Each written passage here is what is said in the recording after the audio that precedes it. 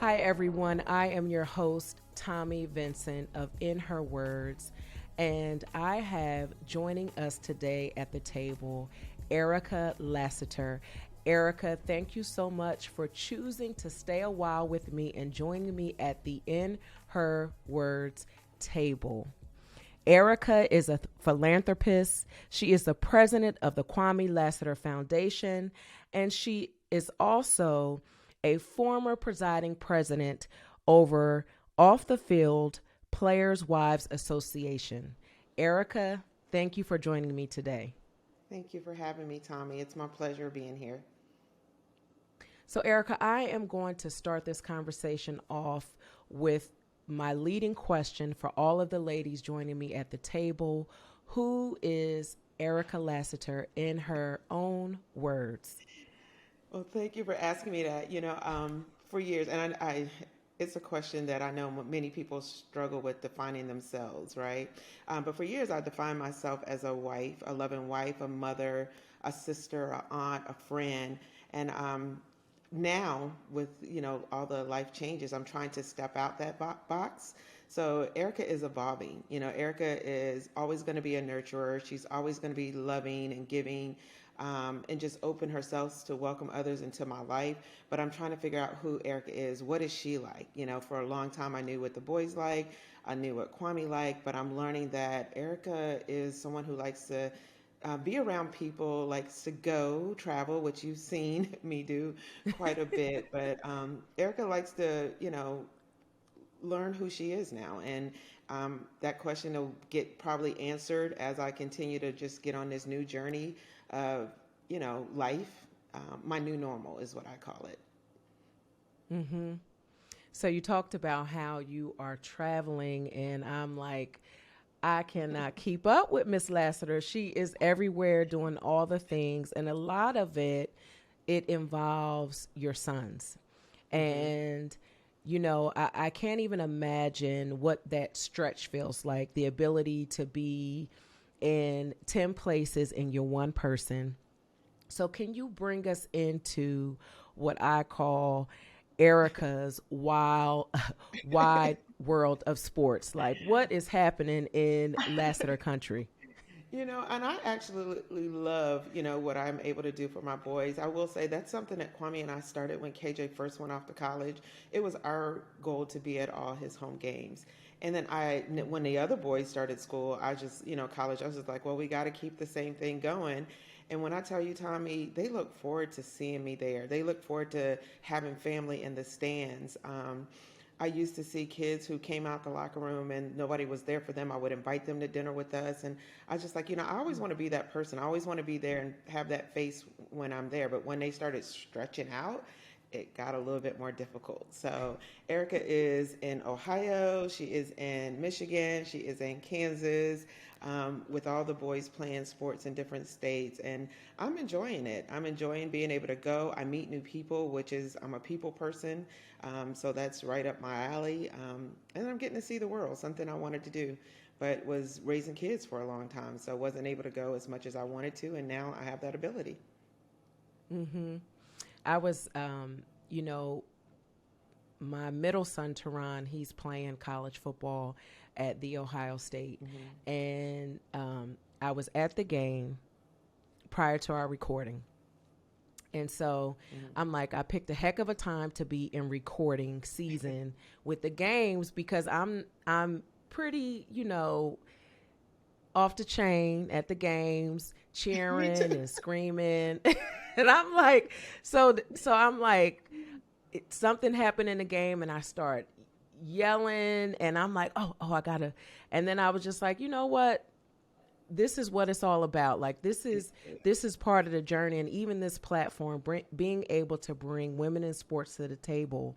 Mm-hmm. There's a love that is here, and this is part of that love. And when I have the opportunity to put on my mom hat and to go and support my son in the stands, I love it, and part of the cheering, that's part of who I am. That's like that shows up. That passion shows up in me and whatever I'm doing. So I'm like, no, I'm not going to turn her off. So I can like have this crisp voice for our conversations. If I'm hoarse and I'm raspy, look, y'all know what it is. I've been at the It's what it games is. cheering and celebrating my That's, son. So I that's get it.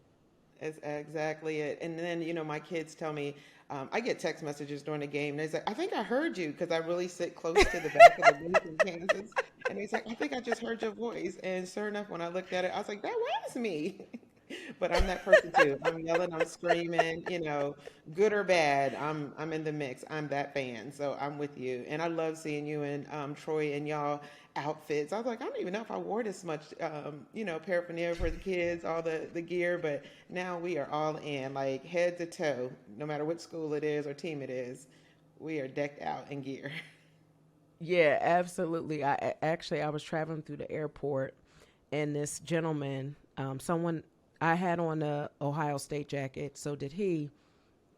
And so the woman in security at the airport, she said, "Oh, great game, yesterday." And the gentleman said it wasn't a great game. So I'm like, okay, we actually won the game, and there's ebb and flows in all games. There's a process in the games. Um, and though you may not have liked all how everything played out, at the end of the day, there was a victory. And I Right. really take that kind of stuff personal. Yes. When people are negative in regards to the men, they start out as young men, and they, by the time they get to the end of it, they're young men becoming men.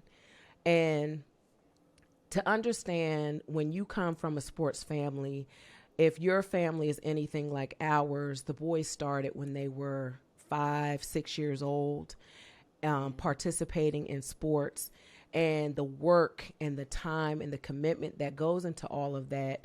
And I know that to be the case of all the young men that are on the field with my son. I Hmm. take it extremely personal when people are attacking young men who really go out there and give it all they got, and every intention of excelling and being excellent. And at the end of the day, that sometimes doesn't equate to being good enough for other people.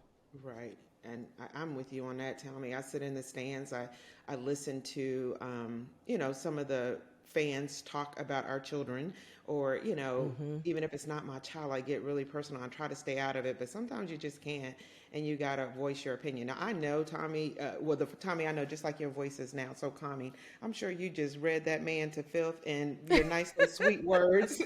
I, on the other hand, probably cuss people out in the stands.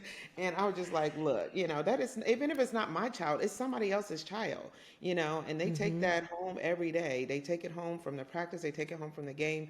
Win or lose, they find something wrong that they felt like they didn't perform well. And, me being a mama bear, I just want everything to be perfect, everybody to be happy.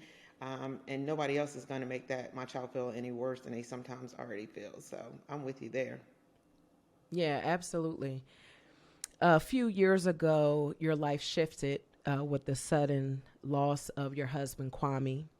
Yes. How did you regain your footing and adjust to what you call the new normal? Yeah, so I felt like I had to just keep it going. Number one, Kwame is the type he would have just kept going to. With the boys, they were trying to be strong for me. I was trying to be strong for them, and it just kind of fell into place. Like to this day, and it's been almost 4 years in January, I don't feel like there has been any downtime. I mean, immediately after his passing, there was attending, getting ready for his services. The very next day after his service, I flew to Atlanta and put on the fashion show in Atlanta. And then from there, it was just speaking on his behalf. And every time I was asked to be at an event to represent Kwame, I just kept going because I wanted his legacy to keep going. I didn't want to stop. And I felt like that's how staying busy was one of the big things for me. Staying active and staying in the community has helped me adjust to what him not being here. Um, I woke up this morning. I always tell stories like I feel like I always have to explain that he really is here sometimes because he's in my dreams so vividly every night. Hmm. Last night too. I mean, it's just like some of those times that I share, and I just kind of continue doing what we would do, Things weren't always perfect, but we found a way to make things work, and I try to continue that on now. Mm-hmm. And I know that Kwamie's number was 42, and Yes. 42 shows up so often in the activities and the things that you're doing. Every time you see Yes. that 42, are you like, are you kidding me? Or like, here you go again? All the time. I felt like that, and which is really strange. I looked at the time when we started this, and it was 12:03, which is his birthday. And I was like, there he Oh, is, probably wow. just saying, calm down. And, I don't feel nervous because I feel like I'm talking to a sister, a friend. But Mm-hmm. I just, I looked at the time and it said 12:03. So I was just like, there he is, making sure he knows that, I got this. And that's pretty much why Mm-hmm. every time I see a 42, it's something or some way. And I said, I'm going to start writing it down because I haven't done that. But it just comes up at, that time where I think God has let me know, okay, we up here talking about you. It's all good. Yeah, I love it. You talked about keeping the legacy, the family's legacy moving forward. And I know you all have the Kwamie Lassiter Foundation, and the organization brings awareness to sickle cell anemia disease. What are some things we should be aware of about sickle cell anemia disease? The biggest thing is knowing your trait status. A lot of us don't know that we have sickle cell trait. And for Mm-hmm. me, it was drilled into my life by my mother since I was old enough to remember, basically. For Kwame, he didn't know he had the trait. My mom stayed on me, don't marry nobody with the trait. Because back in the day, you probably lived to your 25, and, it was very hard to get medical care, in certain communities, especially ours. And so I always said that. I always asked. And I think people don't know because once you like myself, have a child with sickle cell, it can be very debilitating to him mainly, but then to your life. My whole life was centered around hospital visits. It was centered around living in a hospital if my son needed me. So thank God my career allowed me the ability to be there with him, but Mm-hmm. main thing is knowing your trait status, making sure that you are, if there's sickle cell in the family, that you are staying hydrated, that you are seeing a doctor on a regular basis. Some people just won't go see a doctor, because you never know what's going on inside your body that need to be addressed, especially like right now when the season change. The hospitals are full with sickle cell patients, and people may think it's just a little bit of pain, but sometimes there's a little bit more going on in your body that you need to be aware of. So know your trait status, stay in with your doctors regularly, stay hydrated, and make sure you're just, if it's in your family, make sure that you are taking care of yourselves. Mm-hmm.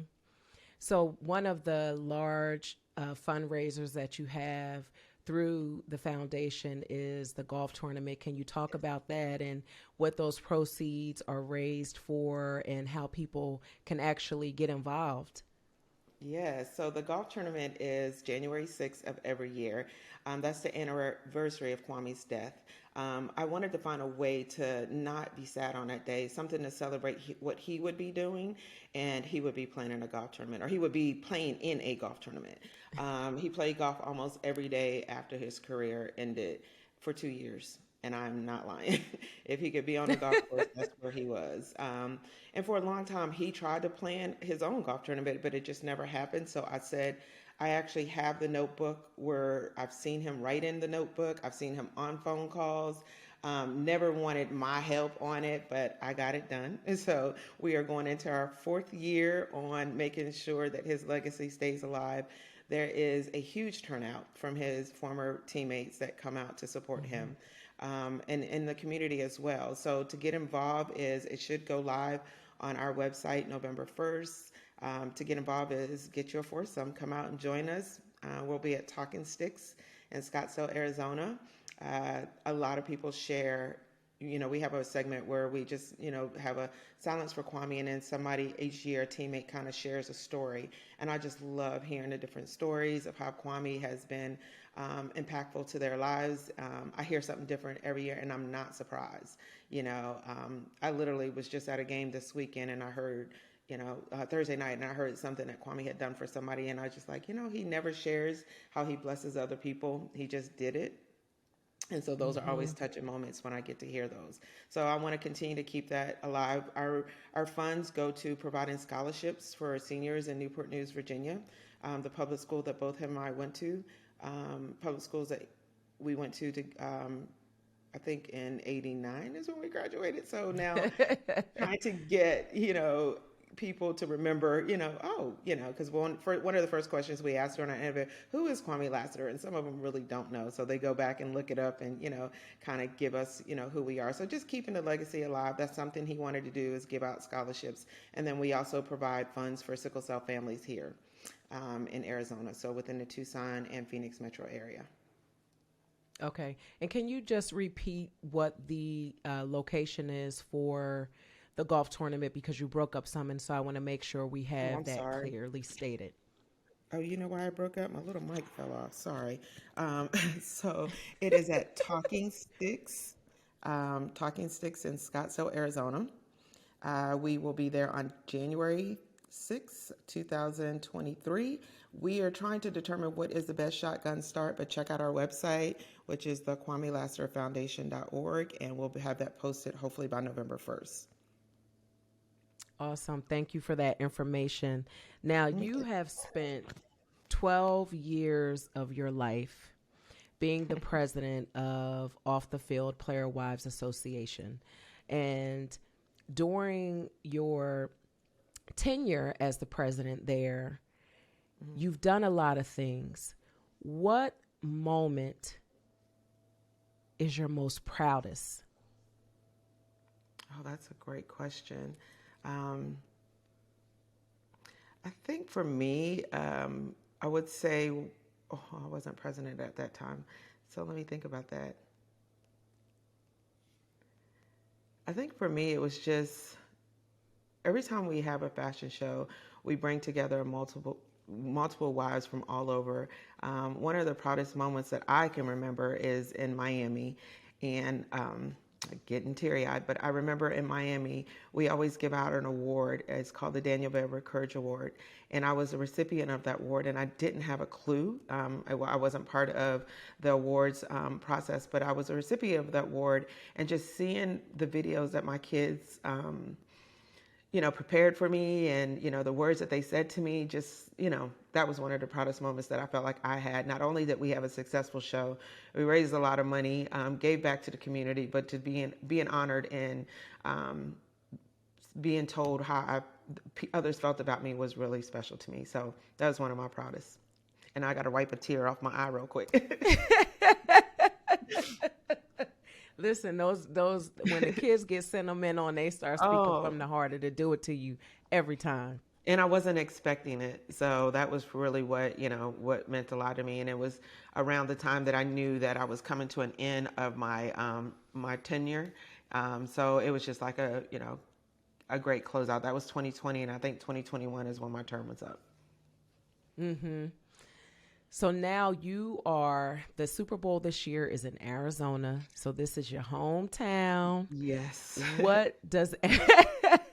What does everyone have to look forward to for the Super Bowl, the fashion show this year? Oh, it's going to be spectacular. I felt like every year we try to make it better. This will be my third time chairing the event. We started in 2008, 2015, and now I'm back. So I got to find a good, what's that song? Pay my theme song. I got to find a good theme song, because I think I'm back, and this might be, hopefully the last time. But we really are planning a great event. We did a walkthrough. Scottsdale Fashion Square went through some renovations. The area is absolutely beautiful. We'll host a show. We're expecting over 500 guests, as we usually do. We'll have 400 seated guests. We have some, I guess I can, I was going to say we have some surprises, but we have teamed up or partnered with Russell and Sierra. Their House of LRNC. Yeah, so they were announced last week to be a part of our fashion show. So we're looking forward to that. And then, of course, having our beautiful ladies with their spouses or significant others join them on stage at the end. The finale is always, the best part, So I'm looking forward to it. I, hope and, hope that we raise a lot of money, but that we hope we just bring on a fabulous event that everybody can talk about. I feel like I always tell people this is like the key kickoff, for the weekend. It's on a Friday every year. So I'm just hoping everybody comes out and joins us and have a good time. And thank you for supporting us all the time. But we would love to see you on the runway too. Listen, I said she better not even. You know, that is not my thing, Erica. I keep telling you that. It's not me or Troy. That's just like we will support you all day long, be in the front row cheering Yes. and yay. But walking on that, ooh, I can't even imagine. I can't even imagine. We'll just have to stick Have with Desiree because she does, she'll yeah. do a fabulous job. And I told her the other day, she posted a picture. I was like, I don't see nothing but Tommi B. She's like, I hear that all the time. So we'll just have to use her. She is, girl. Have That you is one of all? your twins. She is. She is. Have you all identified the charity that you're supporting there yet, or is that still a work in progress? It is have been identified. I know it's going to be announced on our platforms here soon, but I Okay. announce it with you, and you'll already know. But it's Carrot Sports Foundation, founded by Raquel McNabb and her team and board members. It helps those who cannot afford to be in organized sports, not stop them from being in those sports. So they help provide whether it's AAU or whatever organized sports that need funding so Mm-hmm. that they can actually play the sport and not let the finances hinder them from being a part of a team. So we're excited, to not only support our sister, a friend, but we feel like it's a worthy cause because a lot of our husbands or spouses or significant others were in that position at one point where they had to be either sponsored by someone else or they just had to be on a team or couldn't be on a team because they couldn't afford to be a part of organized sports. So we're excited to support our girl Roxy and her foundation. Absolutely, absolutely. So that's going to be amazing. I'm looking forward to the fashion show.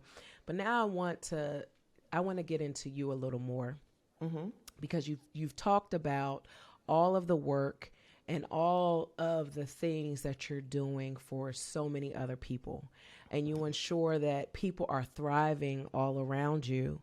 So my question for you is, how do you ensure that you do not become a secondhand thought in all of this? Yeah, ooh, that's a big question, and I'm trying to really do better at pouring more into myself and making sure that I am available because they always said if your cup's not full, you can't give it to others. So one of the ways I do it is just try to say no more often. That's something that's been on my list. Try to be, like on the weekends, just try to be into my own self.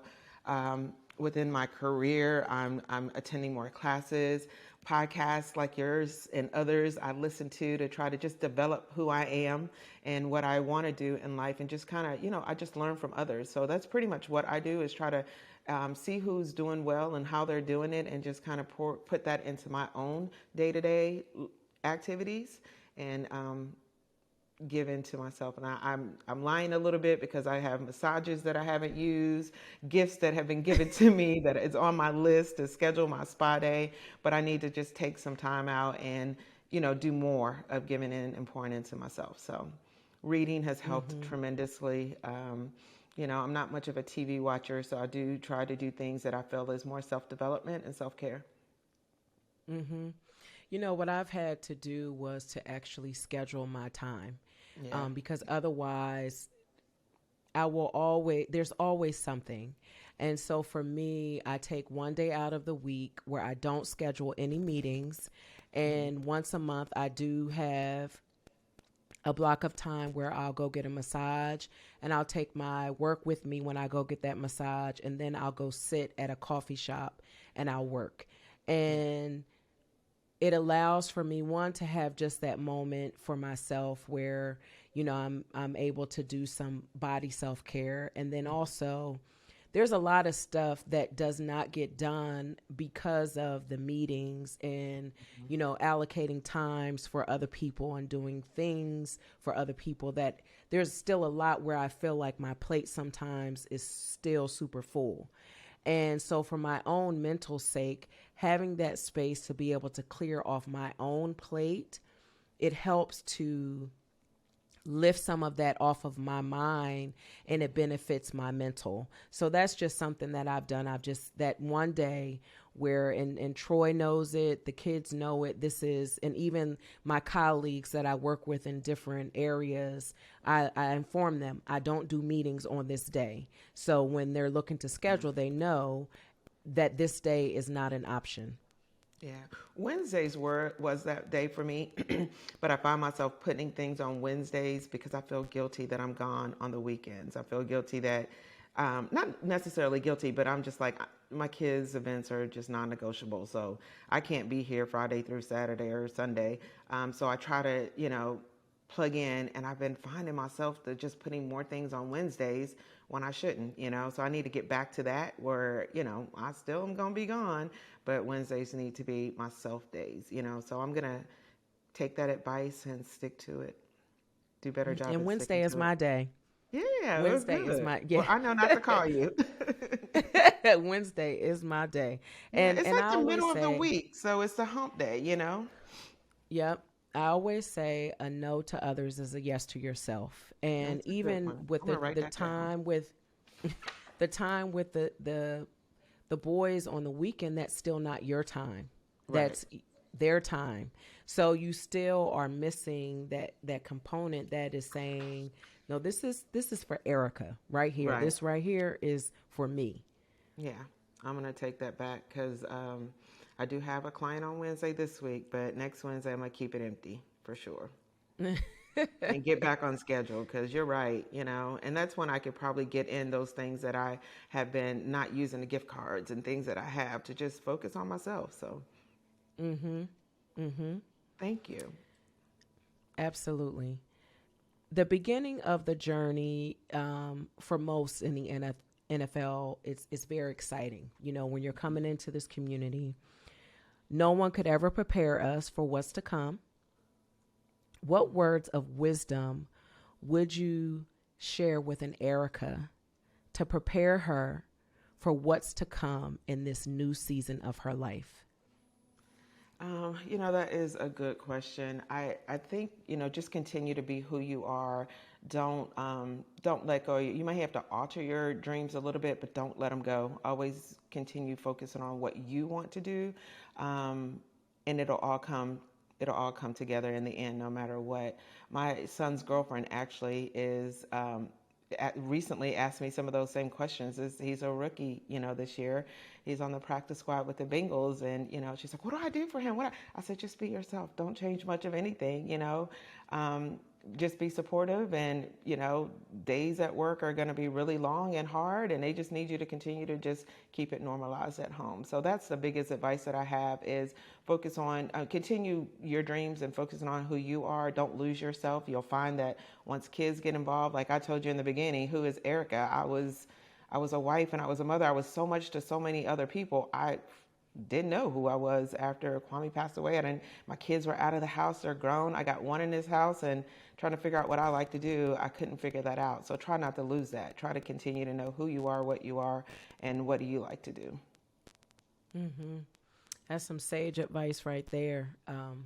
Absolutely. Yeah. So this segment is I am bringing her to the table with me.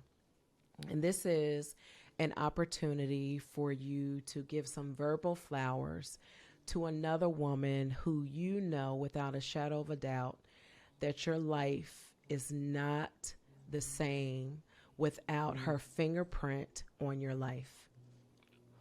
Whew. Here come the tears again. That would be my sister.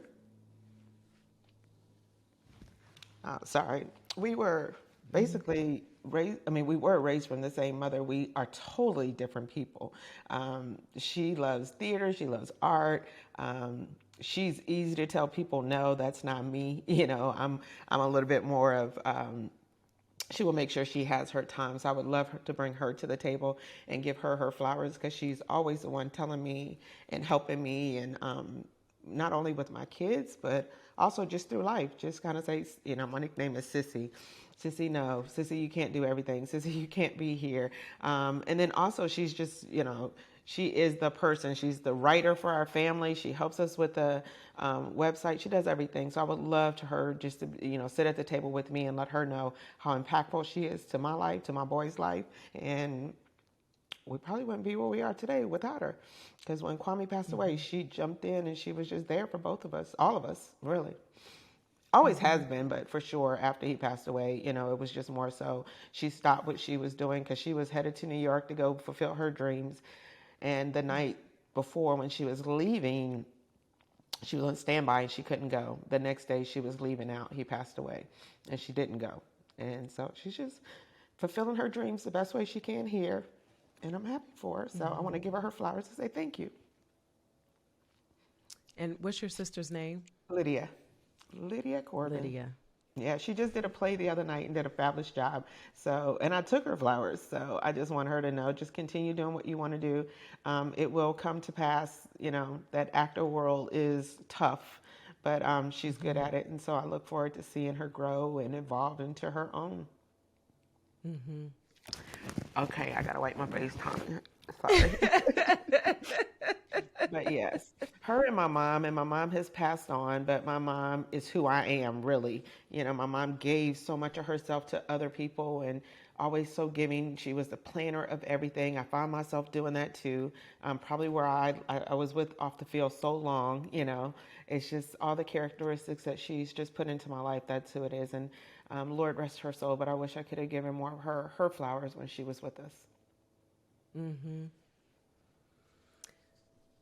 This segment is Food is Love. And you know that I love people to life with food. That is one of my love languages. If I'm feeding you, I love you. Yes. I can't wait to get over there. So what food best describes your personality and why? I had to think about that. I feel like I want to say a comfort food. I am just so welcoming. A comfort food just kind of, it's prepared, making you feel like the sense of home, a sense of just feeling like you can be invited and comfort. So I thought about a pot of stew because it's getting cold now.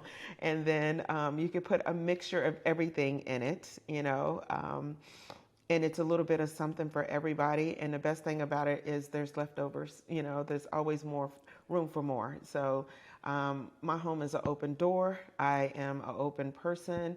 I try to welcome everybody. We may not have the same, views or values, but my heart is open to others. So I felt like, some sort of comfort food would best describe me. And I'm not much of a cook like you are, Tommy. So I really just want to learn the skills. But yeah, I can make it available. No, I may not listen, be able to I dice saw it up you like throwing you. down on the grill. I saw you throwing down on the grill. I could do that part. So and that chicken, I was like, I was wondering though what was in the big green egg. What was inside the big green egg? My son had ribs in there, and he told me if I opened it one more time to take a picture, it was going to be a problem. He said, you really don't need to do that because you dropped the temperature, so I couldn't open it. But it was the first time we used it. I have called so many people, a few former teammates that helped me get that green egg going, because the one time I tried to cook chicken on it, the heat went out, and I had to move it over to the gas grill. Hadn't touched it in over a year. And now I know what I'm doing, so you'll see more. Has food ever been healing for you? I want to say not necessarily, no. I won't say no. I just feel like it's always good. I love food, but to actually be healing, I can't find a point in life that it was. People love other people. Yes. Wine, maybe. But there is not any food that I could identify as just like a healing factor for me. Okay. Well, that wine is with some grapes, made with some grapes. Yes. So there we go. Grapes, fruits. That is actually it. Yes. Because it just makes me stop thinking about whatever I might need to be, dealing with. Just enjoy myself. Does your family have an heirloom recipe that has been passed down from generation to generation? So I want to say yes, my grandmother used to just make a little bit of everything, but within my immediate family, it would be my, what did we call it, a cheese pound cake. So it's a cream cheese pound cake. Okay. And I'm going to show it to you. I don't know if you can see it, but it is actually on this little card, all messed up. This is what I'm going to pass down to the boys because they ask Oh, for it every wow. holiday. I don't want to rewrite it. So my girlfriend, Vanessa Centers, was here years ago. I loved her cake and she gave it to me and I wrote it on this card just like this. And this is what is going to get passed down to all their wives and anybody, all my nieces who wants that cake. This is the card they're going to have to come look through. You remember that little box that you used to get with all the recipes in it? Yes. I still have that. And it's not really anything from my grandmother, but it is from, my mom wasn't a cook. She just didn't do that. So it was my Oh, grandmother. But this is what I'm sharing with my boys, what I have. Go to the box. I love it. I love it. So they'll forever be able to experience the cake, the cream cheese pound cake that they requested from you. So it's always going to connect them back to you in those special moments that Yes. they experienced around that cake. And, you know, I know for our family, that space would always be in our kitchen Yes. and where we're talking and chopping it up and having a good time. So that cake, and when whoever makes the recipe, it's going to generate that love that you poured into that cake. Yeah, and now I have to make two because they don't like when I give it away or people come over and eat it, you know, so I have to make one that just stays with the house and then the other one that people can eat off of because they're much like their dad. Don't touch nothing. If somebody else touches it, they won't eat it. So they just like leave one for Oh us and then gosh. let that be for the common group here because we don't want them touching on our cake. So that now I'm making two, but I got my system down now. I know how to do it. That's awesome. Well, Erica, I have totally enjoyed our conversation, Did and I'm you? so grateful that you took a seat at the In Her Words table and you stayed a while with me today. Is there anything else that we haven't talked about that you would like to share with the listeners? I think we covered it all. I'm just so grateful. One of the things I love about Off the Field is just the amount of wonderful women that have been in my life, and you're one of them. So I feel like, I've been trying to get in your home. So this is the closest I've gotten so far. So I appreciate you inviting me to sit a while with you, and I'm going to actually come sit in your presence before you know it. So I'm hoping to, continue to. I love listening to you. I love your voice. It's very calming, and I think I've probably shared that, but if I haven't, when you speak, I listen, and somehow you always have the right answer. So continue what you're doing and pouring into others. So thank you for inviting me to be a part. Absolutely. And I appreciate those kind words. And you are welcome anytime. And for that matter, we need to make time We so do. that we have an opportunity to sit down and break bread in a deeper way. Yes, absolutely. Tell my family I said hello because I adopted myself into the Vincent family a long time ago. So tell everybody I said hey. Absolutely. Absolutely. So, how can people follow along with what you're doing with the foundation and all the philanthropy that you have going on?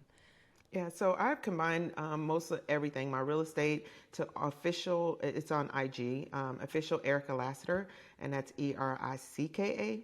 I kind of combined everything there because it was hard trying to keep up with multiple different, platforms and things. So everything is under my name. So if you want to learn from me from whether it be off the field, real estate, the Kwamie Lassiter Foundation, everything is, or just my life and my travels with my children, it's going to be under official Ericka Lassiter on IG, and then just my name on other platforms, Ericka Lassiter.